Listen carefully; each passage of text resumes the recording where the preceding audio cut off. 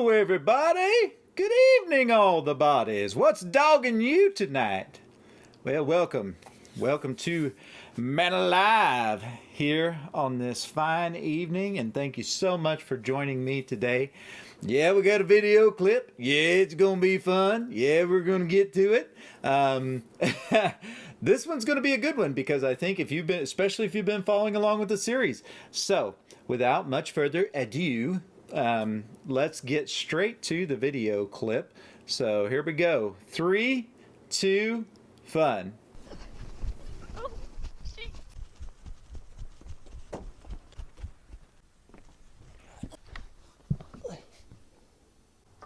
What's going on? Come get this beast off of me.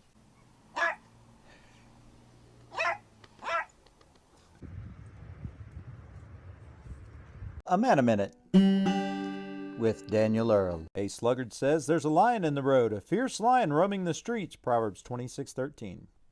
Having spent the last 25 chapters distributing wonderful advice, King Solomon today cautions us against overcaution.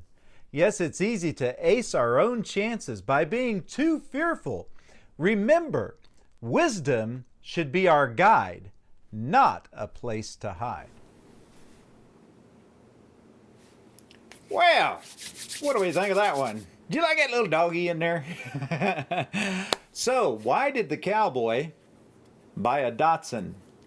Because he wanted to get along, little doggy. Anyhow, moving on. In light of that, let's hear that verse again. What do you think?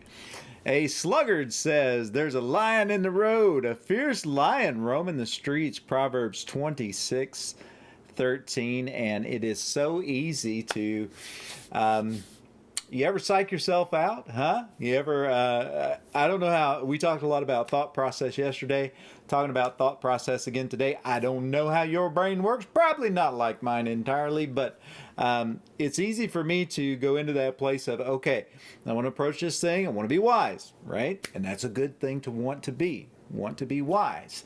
And so in thinking about that, taking time to contemplate and come up with the best laid plan.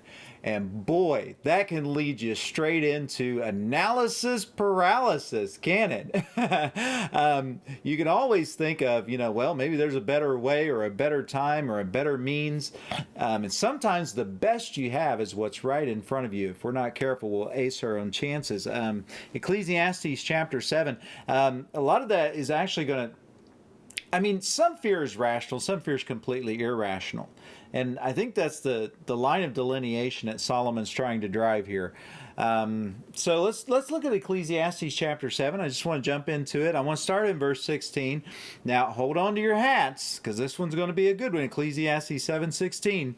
"Do not be over righteous, neither be over wise. Why destroy yourself?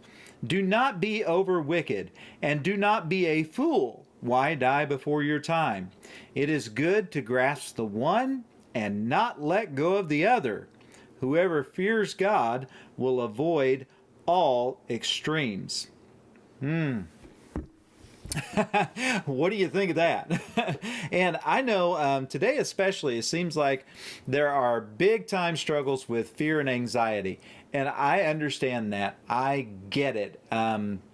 The interesting thing is, I think by comparison, the world is probably a safer place than it was 100 years ago.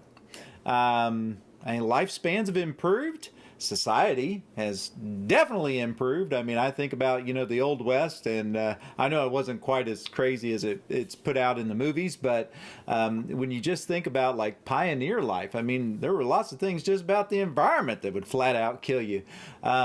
So I think, though, as we come closer and closer into a safer lifestyle, it almost seems though we've almost become like too safe, like we've locked ourselves up behind some gated community, and we've somehow convinced ourselves that the rest of the world is just out there to get us and out to destroy us. Well, life can be risky.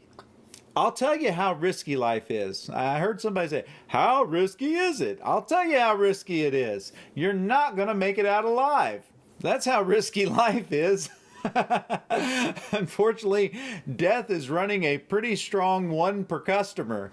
It's got a 1-to-1 ratio going on pretty well. And in life, you're going to have to assume some risk. And so I just want to leave this man of minutes here for you and think about, am I using wisdom or am I abusing wisdom? Is there actually a way even to abuse wisdom? Well, I guess, with all good things can be used, and all good things can be abused. So I guess if there's a way to misuse wisdom, that would probably be it. Just simply being overly cautious. So, little simple short man of minutes for you today, and I'm sure there's plenty of ways you can apply this to your own life. Think about it. And I'm probably second guessing right now whether a man of minute should be this short, but you know what? No over caution. So use the rest of your time to think about all those walls you're going to climb, the mountains you're going to scale, and the fears you're going to conquer, and go do it. Be brave. Challenge that thing.